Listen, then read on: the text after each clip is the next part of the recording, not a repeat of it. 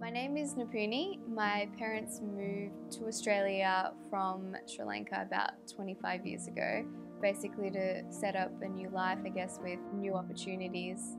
I've grown up in Melbourne my whole life and I've always loved the city, and I'm really lucky that I get to go to uni there as well.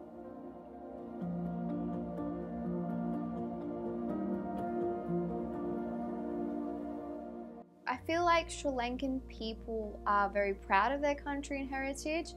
Sri Lanka is an ancient country that was first ruled by kings and warriors, but the culture is also very entwined with the country's main religion, which is Buddhism. For example, at the time of the Sri Lankan New Year in April, people go to temples to pray, but also celebrate through festivals, and this is where dancing comes in.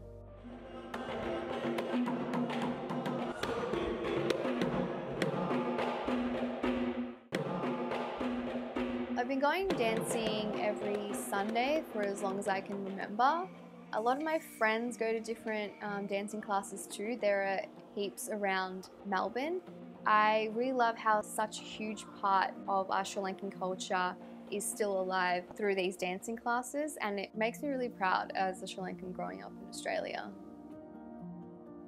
First, there was opening ceremony in the local temple. The chief monk asked us to train all the kids. That teacher tried to get Nipuni dancing, but she refused to stand up from her chair. She just sat next to me, did nothing, and whole hour went like that. And as I grew older, it became a sort of escape. I loved being able to just focus on dancing and nothing else. Traditionally, Kandyan dancing was only performed by men for royalty. Most of the main dances, or varnam, are based on nature, history, and old folk tales. I think it's really beautiful how the same style of dancing can depict, say, the elegant movements of an elephant, but also the sharp, strong movements of a warrior.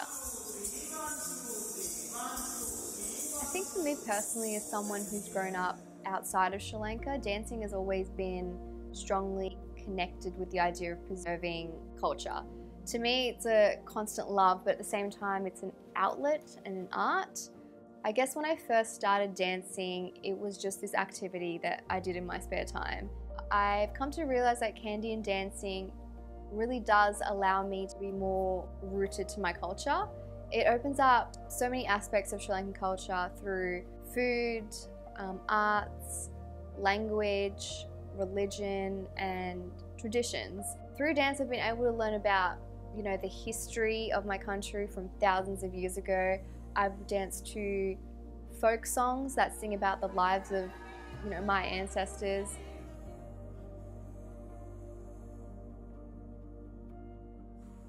So this has really made me think, I guess.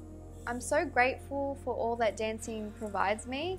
It really is a preservation of culture, especially in a country so far from where my parents were born.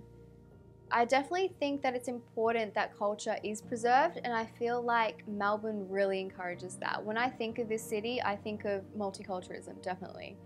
And that's such an important aspect of what makes up that Melbourne culture. I'm really lucky to be a part of both of these cultures.